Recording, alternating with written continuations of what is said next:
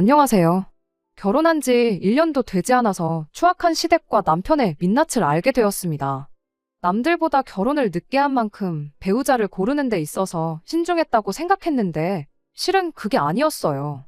이렇게 저의 모든 걸 빼앗아 가려는 욕심 많은 사람들일 줄은 생각도 못했네요. 제가 37살의 나이로 결혼을 했습니다. 결혼은 그 누구들보다 늦게 한 편이지만 애초에 제가 결혼 생각이 아예 없어서 안 하고 있던 게 아니었어요. 사실 저에게는 현재의 남편을 만나기 전에 결혼을 전제로 7년이라는 오랜 기간을 만난 사람이 있었습니다. 그 사람은 저와 결혼을 하고 싶어 했지만 그쪽 집에서 정말 말도 안 되는 이유로 결혼을 반대해오는 바람에 결국 안 좋게 끝을 내게 되었어요. 제 성씨가 조금 희귀한 성씨인데 당시 남자친구 집에서 말하길 그게 조선시대 때부터 아주 유명한 상놈 집안 성씨였다네요. 저희 집, 족보도 있고 심지어 제가 알고 있기로는 조선시대의 유명한 상놈이 아니라 조상님 중 한 분이 조선의 개국 공신으로 알고 있었거든요. 그리고 지금 시대가 조선시대도 아닌데 설령 그 사실이 진짜였다고 한들 왜 그걸 이유로 결혼을 반대하는지 도무지 이해가 가지 않았어요.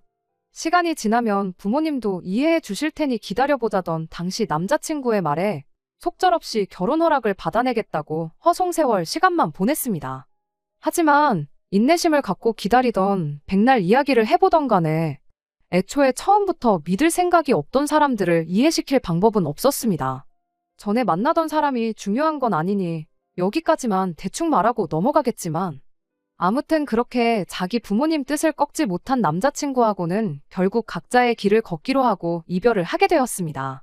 그 후로 저는 다음번 또 다른 누군가를 만난다면 다른 건 몰라도 부모님한테 자기 의견 똑바로 전달할 수 있는 그런 사람을 만나야겠다고 다짐을 했었어요. 그리고 그런 말도 안 되는 이유로 결혼을 포기해버린 그 사람보다 훨씬 더 좋은 사람 만나서 행복하게 잘 살아야겠다고도 생각했어요. 끝내 부모님 뜻을 꺾지 못해 저와의 결혼을 포기한 걸 평생을 두고 후회하게 만들어주고 싶어서였지요. 정말 유치하고 어리석은 생각이었죠. 아무튼 그 후로 만나게 된 남편과 결혼을 하기로 결정했을 때 정말 내가 바라던 대로 되고 있구나 생각했습니다. 남편이 조건으로 보나 뭘로 보나 그 남자보다 괜찮은 사람이었던 데다가 부모님 앞에서 자기 의견도 똑바로 말할 줄 아는 사람이었으니까요. 이젠 보란듯이 행복하게 잘 살기만 하면 되겠구나 싶었어요.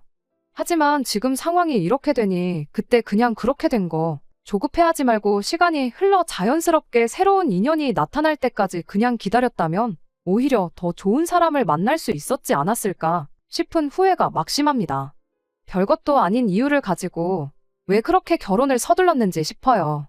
남편을 만나기 전 남자친구와 헤어졌을 때 제 나이가 36이었는데 사실 그때 당시에는 괜찮은 척 했지만 결혼할 생각으로 7년이나 만난 사람과 그렇게 어이없는 이유로 헤어지게 되니 정말 어찌해야 할 바를 모르겠을 만큼 혼란스러웠습니다. 하루라도 빨리 더 좋은 사람을 만나 행복하게 사는 모습 보여주며 후회 속에 평생을 살게 만들어주고 싶은 어린애 같은 생각에 주변 지인들한테 물어물어 소개 자리도 나가보고 부모님 인맥으로 맞선도 보고 그랬죠. 하지만 결과가 그렇게 썩 좋은 편은 아니었어요. 다들 오만 가지 방법으로 돌려 말하긴 했지만 결과적으로는 제 나이가 부담스럽다는 이유가 가장 컸습니다. 하다 못해 결국에는 결혼정보업체까지 찾아가는 지경에 이르렀지요. 업체에서도 저한테 제 조건이 그렇게 좋은 편도 아니고 무엇보다 나이가 문제라고 아주 단도직입적으로 말해주더라고요. 결혼 시장에서 여자가 경력 좋고 돈 얼마 모아놓은 게 그렇게 경쟁력이 있는 건 아니라면서요. 같은 조건이면 돈 얼마 덜 모았더라도 남자들은 한 살이라도 어린 여자를 선호한다나요. 이미 너무나도 잘 알고 있는 사실이었는데 그걸 그렇게 단도직입적으로 말하니 엄청 충격적이었어요. 그래도 돈을 냈다고 업체에서 몇 명의 사람들을 소개받았습니다. 하지만 결과는 매한가지 좋은 만남으로 발전하는 사람은 한 명도 없었지요. 그러다 소개를 받은 게 남편이었어요. 내가 이 정도밖에 안 됐나? 나이를 내가 먹고 싶어서 먹은 것도 아닌데 너무한 거 아닌가? 자존감에 있는 대로 상처를 입은 상황에 저한테 처음으로 호감을 표현해주고 연락도 자주 해주던 사람이었습니다. 심지어 전 남자친구와 비교했을 때 직장도 훨씬 더 좋은 회사를 다니는 사람이었어요.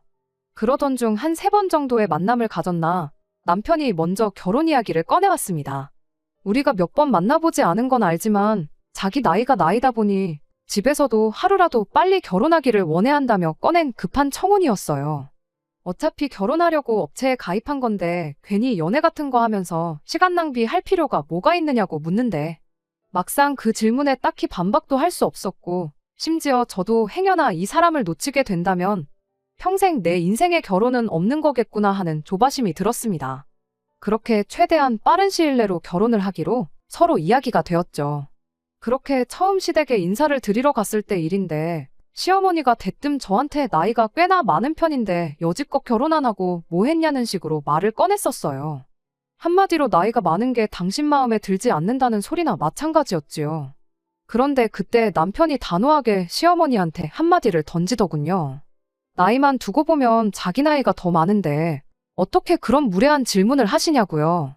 조건만 두고 봐도 남편이 전에 만나던 남자친구보다 훨씬 더 나은 상황이었는데 심지어 저를 위해서 부모님 앞에 싫은 소리를 할 수 있는 그런 사람이라는 걸 알고 나니 그때만큼은 내가 이 사람하고 결혼하려고 여태껏 그 우여곡절을 겪었나 보다 하는 생각까지 들었습니다. 그리고 그렇게 빠른 결혼을 결정하게 되었어요. 저도 남편도 나이가 있었고 양가에서도 자식들 결혼하는 모습 하루라도 빨리 보고 싶던 상황이었다 보니 결혼식을 올리기까지 그렇게 오랜 시간이 걸리지는 않았습니다. 신혼집은 남편이 해왔어요. 정확히 말하면 남편한테는 저와 결혼하기 전부터 혼자 살고 있던 집이 있었습니다. 업체에 가입하면서 조금이나마 더 좋은 조건을 만들기 위해 무리해서 집을 구했던 거지요. 신혼살림은 그 집에 차리게 되었고요. 저도 직장 생활을 10년 넘게 하면서 모아놓은 돈이 상당했는데 그렇다 보니 결혼식 비용에 필요한 혼수를 채웠는데도 돈이 많이 남는 상황이었습니다. 남편 집을 공동명의로 바꾸고 제 남은 돈을 공동재산으로 돌릴까 싶었는데 남편이 일단은 각자 돈 관리는 따로 하는 게 어떻겠냐는 말을 꺼내왔어요. 그래도 제가 원한다면 원하는 대로 해준다고 했는데 일단 시어머니가 그렇게 하는 걸 별로 내켜하지 않는다는 말을 듣고 남편이 말한 대로 하기로 했습니다. 액수가 상당하긴 했지만 남편 집 집값에 비해서는 얼마 안 되는 돈이었고 아무리 남편이 중간 역할을 잘한다고 한들 구태여 시어머니와 불화를 사서 만들 필요까진 없다고 생각했거든요. 그리고 그렇게 살림을 합치게 된 뒤 얼마 지나지 않아서 남편이 저한테 회사를 그만두면 어떻겠냐는 말을 꺼내왔어요. 시어머니가 처음에 제 나이를 갖고 뭐라고 했던 게 하나밖에 없는 아들, 나이 많은 여자하고 결혼시켰다가 손주 구경도 못 해볼까봐 하는 게 가장 큰 걱정이었대요. 어차피 자기 외벌이로도 생활하기 불편한 거 하나 없는데 우리가 나이도 있고 하니 아이 먼저 갖는 게 우선이지 않겠냐면서요. 아이가 태어난다면 어차피 육아 때문에 경력 유지하기도 힘들 테고 아이 갖는데 컨디션이 중요하다는데 굳이 회사 다니면서 피곤한 몸으로 있을 필요도 없지 않냐면서요. 10년을 넘게 다닌 직장을 그만두고 싶은 마음은 없었으나 언젠가부터 연봉 협상을 할 때 딱에 굴기 시작했고 제가 맡아서 하는 일에 비해 승진 이야기도 나오지 않던 게 보수적인 회사에서 제가 여자로서 이룰 수 있는 최대치까지 이뤘다는 느낌을 받던 시기였거든요. 시어머니 말 맞다나 제 나이가 이미 많은 편이고 당장 아이를 갖는다고 해도 노산이라고 볼 수 있는데 신혼집도 있어서 맞벌이를 하면서까지 경제적으로 부족한 상황도 아니었고 남편 말대로 남편 벌이가 적은 편도 아니니 차라리 하루빨리 회사를 그만두고 자녀 계획을 세우는 게 더 낫겠다 싶은 생각이 들었습니다. 그리고 그렇게 하루라도 빨리 시어머니한테 눈에 넣어도 아프지 않을 손주를 안겨드리면 그나마 이 결혼 생활의 유일한 난관일 수도 있겠다고 느껴졌던 고부관계에도 어느 정도 도움이 되겠다는 생각도 있었지요. 그래서 아쉽지만 10년을 넘게 몸담았던 회사를 그렇게 하루아침에 그만두기로 했습니다. 그래도 10년이나 일했다고 퇴직금으로 들어온 돈이 상당했어요. 결혼 후에 통장은 따로 관리를 하기로 했었다 보니 다른 건 모르겠고 그 돈으로 주식 같은 걸 공부해서 목돈을 조금 굴려보면 가게에 어느 정도 보탬이 되지는 않을까 하는 생각이 들었습니다. 전업주부이자 전업투자자로 저희 인생 2막을 시작해보자는 생각이었지요. 그런데 그러던 어느 날 남편이 저한테 돈 좀 빌려줄 수 있냐고 물어보더라고요. 자기 여동생, 그러니까 저한테는 시누이죠. 아무튼 신우도 조만간 결혼을 하는데 결혼 자금이 필요하다는 이유였어요. 그냥 달라는 것도 아니고 빌려달라고 말을 꺼내왔지만 솔직히 신우 결혼 자금을 왜 내 돈으로 하려는 건가 싶었습니다. 남편한테 시부모님은 뭐 하시고 왜 나한테 돈을 빌리려고 하느냐고 단도직입적으로 물어봤습니다. 그런데 그제서야 남편이 지금 살고 있는 집을 구한다고 들어간 돈이 사실은 전부 자기 돈이 아니었다는 이야기를 하더라고요. 자기가 나이도 있고 한데 결혼정보업체에 가입하면서 조금이나마 경쟁력을 가지려면 연봉보다 중요한 게 자가로 집이 있냐 없냐였답니다. 그래서 그때 급하게 시부모님한테 지원을 받아서 이 집을 마련했던 거라고요. 사실 결혼하고 나서 돈 관리를 따로 하자고 했던 것도 시어머니한테 갚을 돈이 남아있던 상황이었기 때문도 있다고 양심 고백을 해왔어요. 시어머니한테 빚진 건 자기 돈으로 갚고 싶어서 그랬다나요. 하기사 남편 연봉이 좋은 편이긴 했으나 거의 8억에 육박하는 집을 대출 없이 자가로 가지고 있다는 건 조금 무리가 아닌가 싶었어요. 결혼하기 전에 말해줬다면 더할 나위 없이 좋았겠지만 업체 말만 듣고 물어보지 않은 저에게도 잘못이 있다 생각했죠. 신우의 경우도 이해가 갔어요. 저랑 남편이 결혼식을 급하게 올렸잖아요. 그런데 원래 신우한테는 저희가 결혼한다고 하기 전부터 결혼 이야기가 오가던 상대방이 있었다고 합니다. 원래 결혼식은 천천히 올릴 계획이었다는데 갑자기 그 마음이 바뀌어서 올해가 넘어가기 전에 결혼식을 올리고 싶다고 했다는 거예요. 그런데 막상 신우 남편 될 사람도 모아놓은 돈이 많이 없었다 보니 여러모로 난감한 상황이었답니다. 그래서 신우가 시어머니한테 조금이나마 도와주십사 요청을 했는데 시어머니도 남편한테 빌려준 돈이 워낙에 크다 보니 여의치 않은 상황이라는 거죠.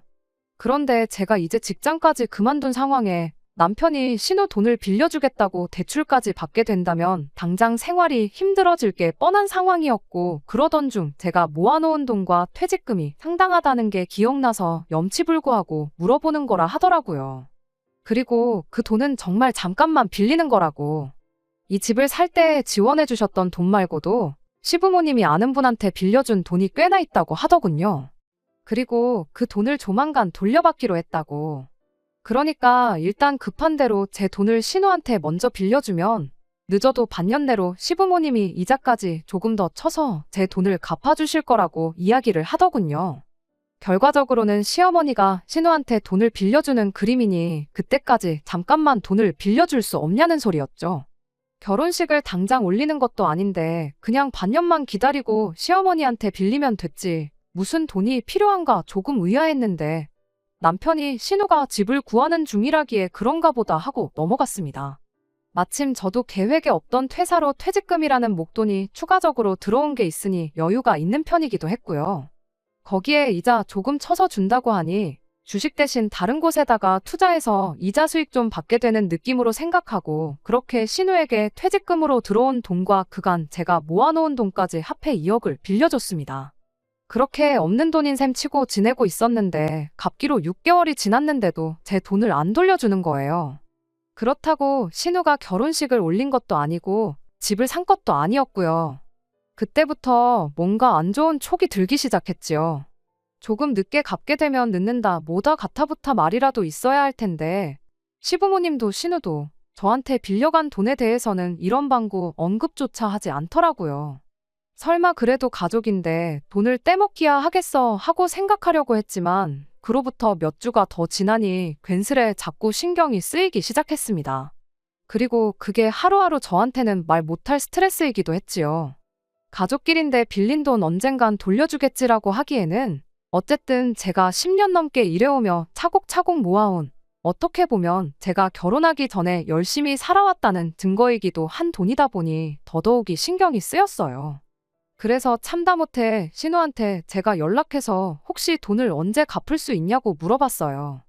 원래대로라면 시어머니가 갚아준다고 하긴 했지만 어쨌든 돈을 가져간 건 신우니 시어머니와 알아서 이야기하겠거니 생각했거든요. 시어머니보단 그나마 신우가 말이 통하는 편이기도 했고요. 그러자 신우는 돈이요? 무슨 돈이요? 하면서 마치 제가 돈을 빌려준 적이 없던 것처럼 딱 잡아떼더라고요. 그래서 결혼한다고 빌려간 그 돈 말하는 거라고 갚기로 한 지가 벌써 2달이 다 지나가는데 아무 말도 없어서 궁금해서 물어봤다고 말했습니다.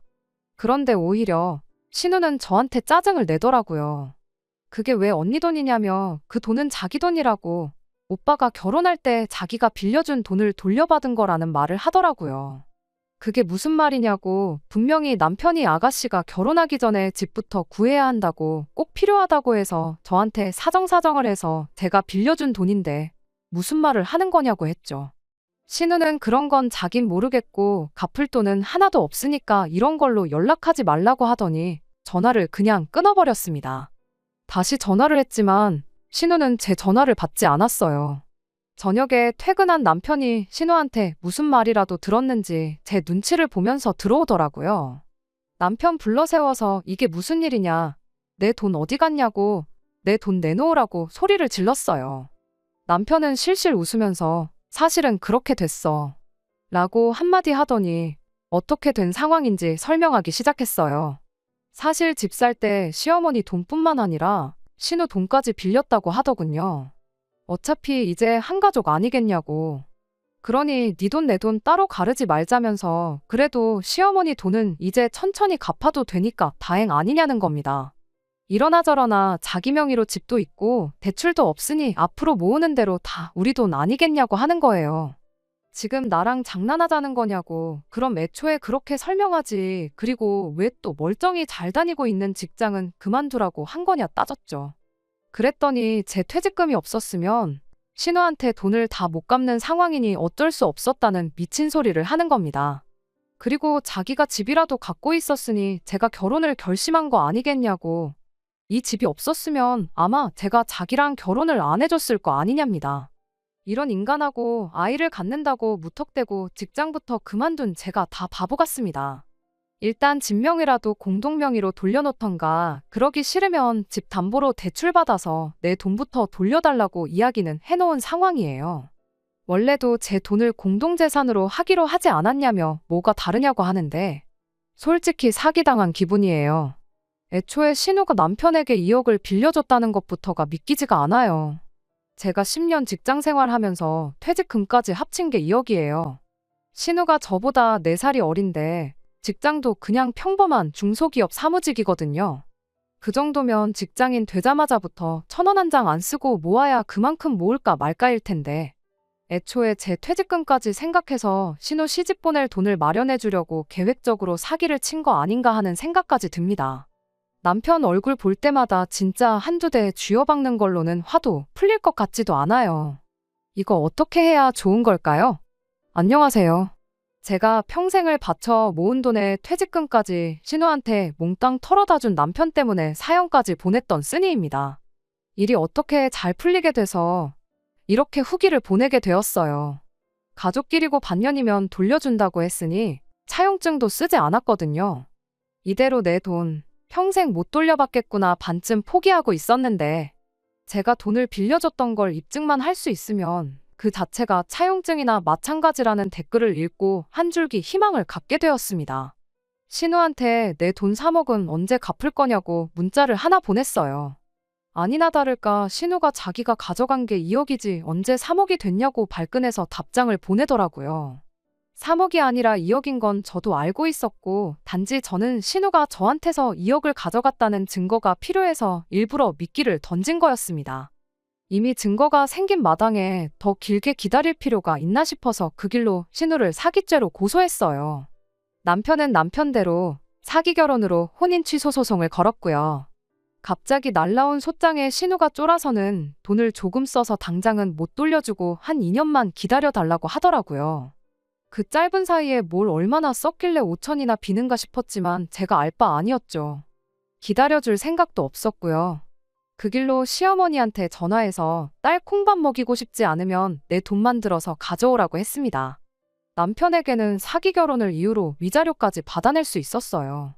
그렇게 결국 혼인무효 판결을 받게 되었고 짧은 결혼 생활을 그렇게 마치게 되었습니다. 평생을 다녀온 직장을 그만두게 된 건 안타까운 일이긴 하나 남편한테 받은 위자료가 넉넉하다 보니 일단 그 돈으로 원래 계획했던 대로 전업 투자를 시작할 계획이에요. 그리고 10년 일한 경력이 어디 가는 것도 아니니 정 모하면 다시 일자리 구하는 건 일도 아니라 생각합니다. 제가 정말 어리석었어요. 결혼 그까짓 게 뭐라고 오래 만나던 사람과 헤어졌다고 홧김에 해버린 제가 정말 멍청했습니다. 차라리 혼자 지내면 지냈지. 왜 그런 결정을 내렸는지 아직도 제 자신이 이해가 가지 않아요. 그리고 얼마 전에 부모님의 반대로 저에게 이별을 고했던 그 남자한테서 잘 지내냐는 연락을 받았습니다. 자기가 잘못했다고 부모님하고 영까지 끊을 각오가 되어 있으니 다시 만나달라네요. 그 짧은 사이에 제가 벌써 다녀온 사람이 되었다는데도 자기는 상관이 없답니다. 어차피 혼인 무효 판결을 받아서 서류상으로는 깨끗한 상황이긴 하지만 이미 결혼에 대한 환상이 산산이 부서진 이 상황에 굳이 결혼을 해야겠다는 생각이 들지가 않아요. 부모님하고 연을 끊겠다는 말도 솔직히 믿을 수가 없고요. 괜히 또 믿는 도끼에 발등 찍힐 필요는 없잖아요. 그냥 당분간은 머리를 비우고 혼자 지낼 생각입니다. 두 번째 사연입니다. 안녕하세요. 결혼 앞두고 고민이 많은 30살 여자입니다. 남자친구와는 6년째 연애 중이고 얼마 전부터 결혼 이야기가 오가고 있는 상황이에요. 남자친구는 저보다 4살이 많아요. 사람들이 말하는 1등 신랑감하고는 조금 거리가 있는 사람입니다. 성격이나 뭐나 어디 빠지지는 않는데 모아놓은 돈이 없고 월급도 적은 편이에요. 연애를 시작했을 때부터 다니고 있던 회사도 정직원으로 일하고 있는 게 아니라 계약직이라서 안정적이지 않기까지 합니다. 내년에는 정직원으로 전환이 될 거다 이런 식으로 매해 말만 하지 6년 동안 달라진 게 없습니다. 심지어 한 달에 250 조금 넘게 벌고 있는데 어디에다 썼는지는 모르지만 모아둔 돈이 2천만 원 정도밖에 없대요. 그렇다고 제가 남자친구에 비해서 엄청난 돈을 벌고 있는 건 아니지만 사회생활을 일찍 시작하기도 했고 회사에서도 이제 연차수가 높아지다 보니 월급은 남자친구보다는 제가 많아요. 저는 한 달에 280 정도를 받고 일하고 있고 제가 언젠가 결혼할 때를 대비해 모아온 돈이 8천만 원이 조금 안 되게 있습니다. 아무튼 그런 남자친구가 얼마 전 처음으로 결혼 이야기를 꺼내왔지요. 6년 연애했고 주변에서 결혼은 언제 하냐는 이야기를 자주 듣기는 했지만 사실 조금 부담스럽기는 했어요. 저는 그렇다 치더라도 남자친구가 결혼할 준비가 안 돼 있는 거 뻔히 아는데 오래 만났다는 이유 하나만으로 결혼을 하고 싶지도 않았고요. 그런데 알고 보니 믿는 구석이 있어서 결혼 이야기를 꺼냈던 거더라고요. 결혼 이야기 꺼내고 나서야 자기한테 아파트가 하나 있다는 사실을 말해왔어요. 몇 년 전에 전세에 대출까지 끼고 구한 집인데 그때보다 집값이 많이 올라서 사실 여유가 있는 편이라나요. 지금 살고 있는 세입자들이 자기들 돈 들여서 리모델링도 해놓은 상태이고 우리는 그 집이 비워지면 그냥 들어가서 살기만 하면 된다고 하더라고요. 준비가 하나도 안 되어 있다고 생각했던 사람이 실은 결혼하면 살 집까지 구해놓은 상황이라는데 속물 같긴 하지만 그래도 결혼을 하지 말아야 할 이유가 하나도 없었죠. 일단 그래도 저한테만큼은 잘하는 사람이었고 오래 만난 만큼 편한 사람이기도 했으니까요. 그렇게 저는 남자친구의 청혼을 받아들였고 결혼 준비를 시작하게 되었습니다. 남자친구의 부모님을 처음 보는 날이었는데 당신들은 아들에게 집을 해줬으니 더 이상 해줄 수 있는 게 없다고 단단히 못을 박으셨어요. 그리고서는 저보고는 모아놓은 돈이 얼마나 있냐고 물어왔지요. 나름대로 재벌이로 돈을 이만큼 모았다는 거에 자부심도 있어서 두 분 앞에서 자신있게 8천 정도 있다고 대답했죠. 그런데 돌아온 어머님 반응이 영 탐탁치 않아 하는 분위기였습니다. 요즘 세상에 서울에 집 해오는 사람이 몇이나 되는 줄 아냐면서 꼴랑 8천 들고 오는 거면 거의 결혼을 거저한다는 식으로 말을 하더라고요. 아무튼 조만간 그 집에 살고 있는 세입자들이 조만간 집을 비울 예정인데 결혼식 날짜가 잡힌 건 아니지만 일단 집을 비워둘 수는 없으니 남자친구라도 먼저 들어가 살게 살림살이 좀 채워놓으면 좋겠다는 말을 꺼내셨어요. 어차피 식만 올리면 당장 들어가 살 집이고 식도 되도록이면 올해 내로 올릴 계획이었기 때문에 그러기로 했어요. 남자친구 혼자 살면서 결혼하면 바꿔버릴 가구들 결혼 전까지 몇 달 쓰자고 새로 사라고 하기도 뭐해서 알겠다고 했습니다. 집은 생각보다 많이 작았지만 이제 새로 시작하는 신혼부부가 살기에는 전혀 모자람이 없어 보였습니다. 전세입자가 집을 얼마나 깔끔하게 사용했는지 고칠 거 하나 없었고 지하철역도 근처에 있어서 위치도 좋은 데다가 검색을 해보니 아파트가 재건축 호재까지 있더라고요. 아무튼 집이 넓은 편이 아니다 보니 혼수를 채우더라도 제가 모아놓은 돈이 많이 남는 상황이었습니다. 남자친구 어머니께서 진작에 저희 결혼한다고 뭐 하나 해줄 생각 없으니 그리 알라고 못을 박아놓은 상황이었기에 굳이 예단 같은 건 하고 싶지 않았어요. 하지만 돈이 남는 상황이다 보니 차라리 그럼 제 돈으로나마 양가 부모님들 크루즈 여행이라도 한번 보내드리면 어떤가 싶었습니다. 그런데 남자친구가 그런 건 나중에 이야기하는 게 좋겠다며 말끝을 흐리더라고요. 아무튼 그렇게 집에 가전가구들이 하나씩 채워지기 시작했어요. 가구며 생활가전이며 하나씩 들어오기 시작하니 텅 비어있던 집이 한층 더 신혼집다워졌습니다. 이제 제법 보금자리 같은 느낌이 들기도 했고, 침대가 들어오고부터는 저도 집으로 가지 않고 가끔씩 그 집에서 자고 가고 그랬어요. 그런데 그렇게 그 집에 살림살이들을 다 채워놓으니 남자친구의 태도가 돌변하기 시작했습니다. 식날짜가 다가오는 만큼 다른 건 몰라도 이야기하다 말았던 크루즈 여행에 대한 이야기를 마무리 짓고 싶었어요. 미리 예약하면 미리 예약한 만큼 비용도 덜감할 수 있었고 말이죠. 그런데 남자친구가 저보고 돈 아까운 줄 모른다고 무슨 크루즈 여행은 크루즈 여행이냐며 돈은 그냥 쥐고 있으라고 하더라고요. 내가 모은 돈이고 의미 있게 쓰고 싶어서 그러는데 왜 그러느냐. 우리 부모님만 보내드리는 게 아니라 오빠네 부모님도 보내드릴 건데 뭐가 문제냐 하고 물었더니 그제서야 이 집에 대해 저한테 또 말해주지 않았던 사실을 그제서야 털어놓더군요. 사실 제 돈을 남아있는 대출금을 상환하는 데 써야 한다고요. 갑자기 무슨 대출 이야기를 꺼내는 건가 했더니 세입자들이 나가면서 전세금을 빼주느라 빚이 더 생겼답니다. 그리고 그 금액은 자그만치 4억이나 되는 거액이었어요. 애초에 전세 끼고 집을 샀을 때 남자친구와 시부모님 쪽이 낸 돈은 합쳐도 3천 정도밖에 들지 않았다고 하네요. 모자란 돈은 전부 대출이었다고 해요. 결혼 이야기를 서둘러서 진행한 것도 세입자가 나가게 되면서 내 돈으로나마 전세금을 조금이라도 더 돌려주기 위해 그랬던 거였네요. 그러니 당장 대출이자 갚는 데만 한 달에 몇백씩 나가게 생긴 겁니다. 우리 둘이 버는 돈 합쳐서 500혀 넘는데 대출금을 그렇게 내면 우리 돈은 언제 모으냐고 저도 눈물을 펑펑 흘리면서 사기꾼이라고 소리 지르며 한참을 싸웠어요. 그런데 남자친구는 자신있게 그 부분에 대해서는 자기도 생각한 게 있다고 자기 아이디어 좀 들어보라고 하는 겁니다. 바로 우리 둘 월급 받은 걸 자기 어머니한테 관리를 해달라고 부탁하고 우리는 생활비와 용돈을 타서 생활하면 어떻겠네요. 어머니한테 돈을 타서 생활하는 편이 쓸모없는 지출도 줄어들 것이라고 어머니가 재테크 하나는 기가 막히게 하시는 분이라며 그렇게 어머님이 우리 돈을 맡기면 몇 년 뒤에는 반드시 우리들 부자 만들어주실 거라고 믿고 맡기자고 하네요. 세입자한테 돈을 돌려줄 때 은행 대출을 받아야 했던 이유도 어디에 오피스텔 하나를 분양받았는데 그 돈을 뺄 수 없으니 새로 대출을 받은 거라고 하면서 그게 피가 붓기 시작하면 지금 자기 집으로 이득 본 것처럼 너 돈 5천만 원은 한순간에 벌 수 있는 거라고 설명을 하더군요. 그리고 그게 제가 제 월급과 오빠의 월급을 시어머니께 맡겨야 한다는 주된 이유였고요. 저 이 결혼해야 하는 게 맞는 건가요?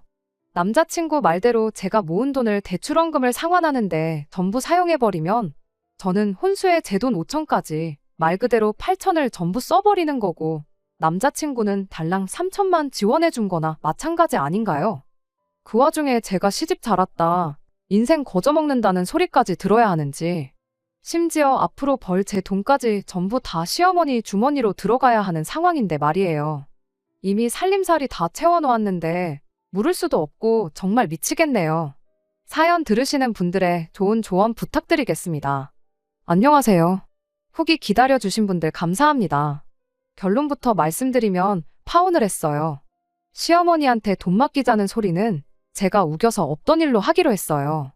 저도 일단 그 적은 월급 아끼고 모아서 8천을 만든 사람이니 돈 모으는 것만큼은 자신이 있다고요. 어머님한테 맡기지 않아도 우리 선에서 절대로 손해보지 않게 돈 관리를 잘할 자신이 있다고 대출 갚는 건 나도 긍정적으로 생각해 볼 테니 돈 관리만큼은 우리가 직접 하자고 했죠. 그렇게 그냥 좋은 게 좋은 거다 생각하고 한번 잘 살아보려고 했는데 결국 파혼을 하게 된 진짜 이유에 대해서 말씀드릴게요. 어머님의 재테크 실력이 남다르다고 하지만 제 생각엔 은행 빚으로 그렇게 무턱대고 돈 굴리는 건 정말 위험한 투자라고 생각하거든요. 아무튼 그런 이유로 어머님한테 돈 관리를 맡기기 싫다고 했더니 그 뒤로부터 남자친구의 태도가 조금씩 변하기 시작했습니다. 제가 어머님 실력을 의심했다는 걸 가지고 불만이 참 많아 보였어요. 제 결혼 축하한다고 제 친구 중에 한 명이 저한테 프랜차이즈 빵집에 케이크 기프티콘을 하나 보내줬어요. 그런데 저도 오빠도 입이 짧은 편이라 케이크로 받으면 분명히 남아서 버릴 것 같아 아깝다는 생각이 들어서 빵집에 찾아가서 거기서 같이 팔고 있는 병음료로 받아갈 수 있냐고 물어봤어요. 원가가 달라서 안 된다고 하는 걸 억지로 케이크 가격보다는 조금 모자라게 해서 음료수 6병으로 바꿔왔습니다. 차라리 음료수는 두고두고 먹을 수 있으니 그게 더 경제적이라고 생각을 했거든요. 그런데 집에 와서 보니 한 종류만 제외하고 나머지가 유통기한이 이틀 뒤면 끝나버리더라고요. 바꿔올 때 미리 확인할 거리라는 후회가 들기는 했지만 제가 케이크를 음료수로 바꿔가면 안 되겠냐고 했을 때 난감해하던 직원분 모습이 생각났어요. 도로 찾아가서 다시 케이크로 달라고 하기도 뭐하고 유통기한 넉넉한 걸로 다시 골라가겠다고 하기도 뭐했습니다. 어차피 날짜가 지나가 버린 것도 아닌데 그냥 남자친구랑 저랑 이틀 동안 3병씩 마시면 되겠지 하고 말았어요. 퇴근하고 온 남자친구에게 음료수를 건네면서 한 병 먹으라고 말했어요. 남자친구는 갑자기 뭔 음료수냐고 자기는 별로 생각이 없다고 하길래 유통기한이 다 돼가니 빨리 먹어야 된다고 한마디 했죠. 그랬더니 대번에 이거 봐 하면서 저보고 정신머리가 없다고 하더라고요. 어떻게 먹을 걸 사오면서 유통기한 확인을 안 할 수가 있냐고 돈 관리하는데 자신 있다더니 벌써부터 이런 기본적인 것도 확인을 안 했다고 잔소리를 하더라고요. 그리고 이걸 보니 저한테 돈 관리를 맡기면 아주 길바닥에 나앉게 되는 거는 순식간이겠다고 빈정대기까지 하대요. 내 돈 주고 산 게 아니고 먹지도 않는 케이크보다 음료수가 낫겠다 싶어서 바꿔온 거라고 설명을 했는데도 그게 공짜로 받은 거는 아니지 않냐면서 이죽대기 시작했어요. 유통기한을 미처 확인하지 못한 건 제 잘못인 점을 인정하지만 그렇다고 그걸 가지고 돈 관리를 못한다는 말을 들을 것까진 아니라 생각했거든요. 지는 평생 돈 2천 모은 게 다면서 말이죠. 그랬더니 자기는 집을 해오지 않냐면서 너야말로 돈 8천 모아놓은 걸 가지고 아주 평생 유세를 부릴 생각이냐 하더라고요. 3억 주고 산 집이 지금 5억이라고 제가 큰 소리를 칠 거면 2억 정도는 모아놓고 해야 된다고 어림도 없는 소리를 짓거리면서 그러니까 돈 관리하는 재주 없는 거 인정하고 좋은 말로 할 때 엄마한테 돈 관리를 맡기자 우겨대기 시작했어요. 너같이 씀씀이 해프고 아까운 줄 모르는 애한테 돈 관리를 맡기고 싶지 않다면서요. 저는 끝까지 그럴 생각은 없다고 좋게 이야기했는데 남자친구가 그럼 이건 어떻겠냐며 절충안이라고 꺼낸 말에 완전히 정이 떨어져 버렸어요. 제 월급으로 우리 생활비하고 대출을 갚는 걸로 하고 자기 월급은 엄마한테 전부 들여서 재테크를 부탁드리면 어떻겠냐고 말을 하더군요. 듣자 하니까 따지고 보면 거액의 빚을 가지고 결혼하는 놈이 집 한 채 해온다고 으스대는 것도 짜증나고 공짜로 받은 음료수 유통기한 가지고 경제관념 없는 여자 소리 듣는 것도 싫고 제가 피땀 흘려 번 돈만 가지고 생활하고 시어머니가 남편 월급 굴리고 있는 꼴도 못 보겠으니 그냥 이 결혼 없던 일로 하자고 한마디 던져줬습니다. 살림살이 채워놓은 건 3달 사용한 거 감가상가까지 다 쳐서 받아도 되니까 네가 살 집 가구 나한테 대출받아 산 걸로 치고 그 돈은 저한테 갚으라고 했어요. 어차피 빚이 4억이나 되는데 4억이나 4억 2천이나 뭐 다르게 있냐고요. 그러고 그냥 집으로 돌아와 버렸습니다. 집에 오고 얼마 지나지 않아서 남자친구 어머니한테서 전화가 왔어요. 돈 관리해주는 건 당신과 상의도 안 한 내용이라고 사과를 하면서도 자기가 재테크를 너무 잘해서 아들이 한 소리라고 크게 신경 쓰지 말라고 하는데 제 귀에는 당장 제가 해온 살림살이들 돈으로 돌려줄 여유가 없으니 그냥 결혼해서 살라는 소리처럼 들리더라고요. 이 결혼 솔직히 수지타산도 안 맞는 거 알고 나서도 하려고 했지만 이젠 더 이상 남자친구 똥배짱 부리는 꼴 보고 싶지도 않고 참을 생각도 없고 제 마음은 돌릴 생각 없다고 대답했어요. 어머님은 끝까지 제 눈치를 보면서 다시 한번 생각해보라고 하는데 재테크를 그렇게 잘하고 돈 관리하는데 도가 트신 분이 당장 저한테 돌려줄 2천을 융통을 하질 못해 전전긍긍하는 모습을 보니 지금 다시 생각해봐도 내 돈까지 맡겨가며 결혼하기보다 파혼하기를 100번 잘한 것 같다는 생각이 드네요. 변변찮은 것도 알고 모아놓은 돈도 없고 비전도 없는 사람, 인간성 좋은 거 하나만 보고 결혼까지 생각했던 제가 정말 바보 같네요. 인간성까지도 없는 팔푼이란 걸 알게 되었으니까요. 햇수로만 6년이라는 긴 시간을 만나온 사람인데 그동안 제 곁에 있던 사람 본성도 눈치채지 못하고 지냈다는 게 6년이라는 세월은 사람의 됨됨이를 평가하기엔 너무나도 짧은 세월 아닌가 하는 생각이 들었습니다. 그렇게 남자친구가 평생 직장 생활하면서 모아놓았다는 2천만 원 동전 한 입 남기지 않고 탈탈 털어서 제 돈 돌려받고 결국 파혼을 했어요. 후회는 없어요. 오히려 저한테는 좋은 경험이 되었고 더 나은 사람을 만날 수 있는 좋은 교훈이 되었다고 생각합니다. 끝까지 들어주셔서 감사합니다. 오늘의 사연은 여기까지입니다.